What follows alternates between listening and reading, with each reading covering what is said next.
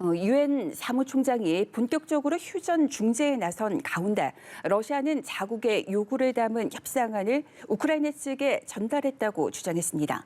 하지만 우크라이나는 받은 적이 없다고 반박해 진실 게임을 하는 모습입니다. 러시아 크렘린궁 내부에서는 전쟁 회의론이 일고 있다는 보도도 나왔습니다. 이재동 기자입니다. 러시아가 우크라이나를 침공한 지 55일 만에 국외로 탈출한 난민 수가 500만 명을 넘어섰습니다. 유엔 난민기구에 따르면 개전 이후 19일 정오까지 해외로 탈출한 난민은 503만여 명, 국내 난민은 최소 710만 명으로 우크라이나 인구 4명 중 1명 이상이 난민이 됐습니다. 전쟁으로 목숨을 잃은 민간인도 2,000명을 넘어섰으며 부상자는 2,900여 명에 육박했습니다.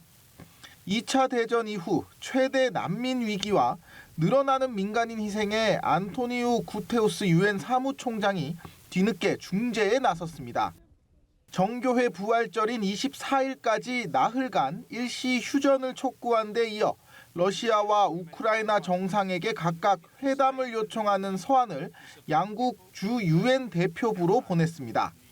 하지만 두 나라는 아직 답변을 하지 않은 채 오히려 교착 상태인 평화 협상안을 두고 신경전을 벌이는 모습입니다. 러시아는 지난달 29일 5차 협상에서 우크라이나 측이 제안한 협상안에 대한 답변 초안을 지난 15일 서면으로 전달했다고 주장했습니다.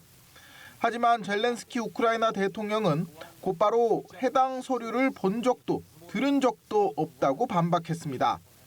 양측이 진실 게임을 벌이는 가운데 러시아의 우크라이나 침공에 비판적인 의견이 크렘린궁 내부에서 고개를 들고 있다고 블룸버그 통신이 보도했습니다. 정부와 경제 분야 고위직에서 전쟁에 비판적인 시각이 퍼지고 있으며 이들은 우크라이나 침공은 나라를 수년간 퇴보시킬 치명적 실수라고 여긴다는 겁니다. 비판 세력은 푸틴 대통령이 경로를 수정하지 않을 것이며 러시아에서 누구도 그에게 도전하지 않을 것으로 내다보고 있다고 통신은 전했습니다. 연합뉴스TV 이재동입니다.